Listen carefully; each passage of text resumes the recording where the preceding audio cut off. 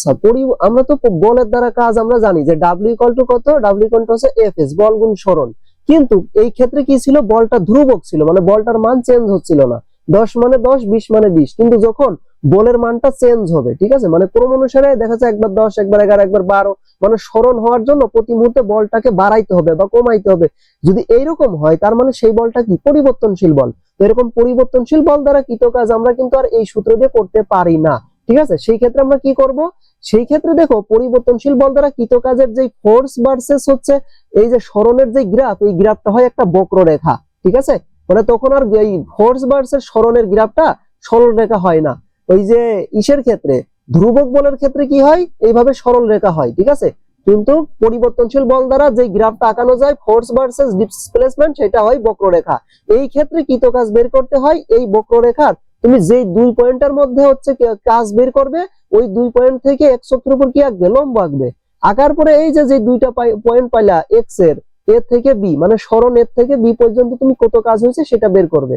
এটা বের করার জন্য তোমাকে কি করতে হবে, এই 2 পয়েন্টের মাঝে যে ক্ষেত্রফল এই বক্ররেখা তৈরি করে x অক্ষের সাথে, সেই অংশের ক্ষেত্রফল বের করতে হবে। এই অংশের ক্ষেত্রফলটাই হচ্ছে কি তোমার কৃত কাজ। বুঝতে পারছি? এখন এটা তো কোনো নির্দিষ্ট কোনো যে সুষম শেপ না যে আমি হচ্ছে ক্ষেত্রফলের সূত্র জানা আছে বের করব। এইটা হচ্ছে এলোমেলো শেপ।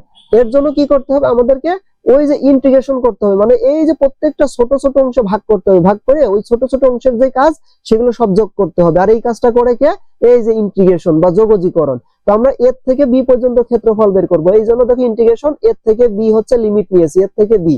এখন এখানে ফাংশনটা কে, ফাংশনটা হচ্ছে ফোর্স এর ফাংশন, এই যে এফ অফ এক্স, ফোর্স এর ফাংশন। এক্স এর পরিচয় কি, এক্স হচ্ছে কি এই যে সরণ, এখানে এক্স হচ্ছে সরণ, মানে ফোর্সটা কিসের উপর ডিপেন্ড করবে, এই সরণের উপর ডিপেন্ড করতেছে, তাই তো, এক্স এর উপর। এখন কার সাপেক্ষে ইন্টিগ্রেশন করতেছি, এই যে সরণের সাপেক্ষে, ঠিক আছে।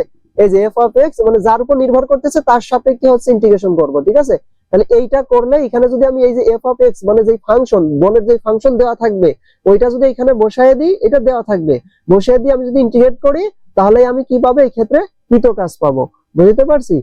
আচ্ছা, তারপরে একটা উদাহরণ দেখো দেওয়া আছে, যেমন হচ্ছে যে স্প্রিং। স্প্রিং এর ক্ষেত্রে কি হয় দেখো, যেমন এখানে একটা উদাহরণ দেব, এক্স এর উপর নির্ভরশীল হয়। এই দেখো, যদি বল এক্স এর উপর নির্ভরশীল হয়, যেমন স্প্রিং ফোর্স, স্প্রিং এর ক্ষেত্রে দেখো তুমি যত বল প্রয়োগ করবে তত স্প্রিং বড় হবে। শুধু একটা নির্দিষ্ট মানের বল প্রয়োগ করলে কিন্তু স্প্রিং বড় হবে না। সেই ক্ষেত্রে কি হবে, এরকম কার্ভ হবে, সরল রেখা হবে না, ঠিক আছে।